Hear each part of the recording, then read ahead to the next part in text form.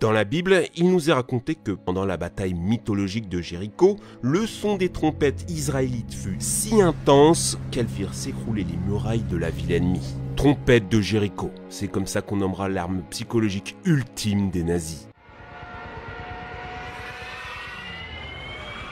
Vous connaissez forcément ce son, c'est celui des Junkers 87, les plus célèbres avions allemands de la Seconde Guerre mondiale. On les surnommait Stuka à cause de leur utilisation pour des bombardements en piqué. Peut-être pensez-vous que le son produit est naturel à cause des moteurs ou de la vitesse. Eh bien non, c'est totalement artificiel et voulu. Une fois que les Stuka repéraient la cible, comme un faucon, ils plongeaient pleine vitesse à la verticale. Un piqué si vertigineux qu'aucun chasseur ne pouvait les suivre. C'est à ce moment-là que le pilote mettait en marche deux sirènes, cette trompette de Jéricho. Le son était produit par ces deux hélices que vous voyez là, et plus l'avion allait vite, plus le son était strident. Le pilote larguait la bombe au dernier moment et tu n'avais aucun moyen de l'éviter. Même le pilote ne pouvait pas t'épargner, car s'il gardait la bombe, son avion serait trop lourd pour remonter et ça serait le crash. Voilà l'une des clés de la Blitzkrieg. La guerre éclair qui a mis l'Europe à genoux en quelques mois. Ce son a traumatisé toute une génération. Sa simple écoute pouvait faire pleurer et convulser les vétérans de cette guerre. Une arme psychologique dont on dit qu'elle était l'idée d'Hitler lui-même.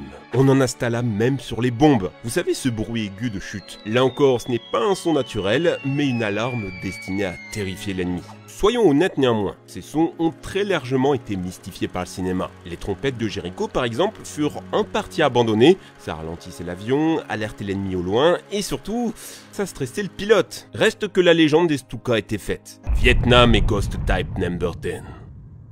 Psy-Ops, opération psychologique. C'est comme ça que s'appelait la nouvelle cellule militaire ouverte par les États-Unis après la Seconde Guerre mondiale. Une de ses missions était de confectionner des armes sonores capables de terrifier l'ennemi. On ne parle pas ici des canons soniques ou autres blasters acoustiques, comme le LRAD. Ceux-ci sont des armes non létales modernes, utilisées pour le contrôle des manifestations.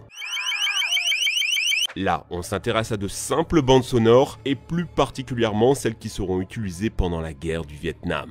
Le premier son a été appelé le souffle du dragon magique. La nuit venue, un C-47 bien éclairé survole la jungle où se cachent les camps ennemis. Grâce à des amplis extrêmement puissants, il diffuse des messages en vietnamien qui les invitent à se rendre. Sinon quoi, une vengeance divine s'abattra sur eux. Les Viets pensent alors à un simple avertissement avant bombardement. Et là, ils auront bien le temps de se cacher avant que ça arrive. Alors histoire de se défouler, ils tirent en direction de cet avion arrogant pour le faire taire. Grave erreur. C'est là tout le piège. Derrière l'avion haut-parleur, tout feu éteint, se cache un AC-47 armé de Gatling Gun qui tire 16 000 munitions à la minute. Les tirs Vietcong repérés, il suffisait d'arroser la jungle. Et le son d'une mitraillette lourde qui arrose, c'est terrifiant.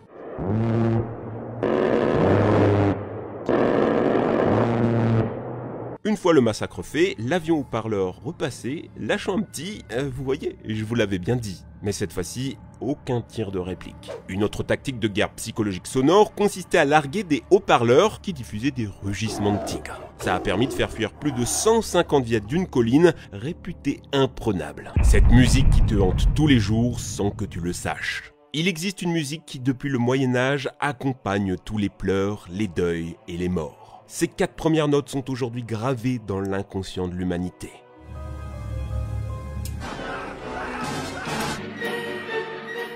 Dies Irae, jour de colère. Beaucoup de mystères entourent la création de cette musique. Personne ne sait vraiment qui en est l'auteur. En 1969, le Vatican a tenté de l'interdire, jugeant qu'elle était diabolique. Mozart, Verdi, Berlioz, nombreux sont les musiciens à avoir tenté de l'interpréter, certains finissant par sombrer dans la folie.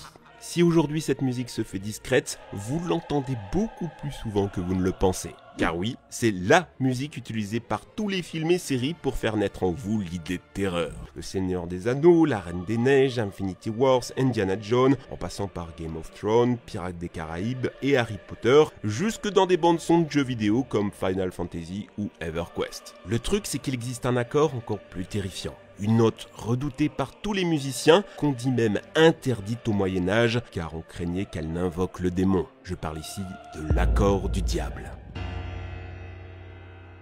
Le son est particulièrement désagréable à l'oreille. C'est un accord instable qui détruit les bases même de la musique occidentale, à savoir une alternance de tension et relâchement dans le système tonal. Ça, c'est agréable à l'oreille.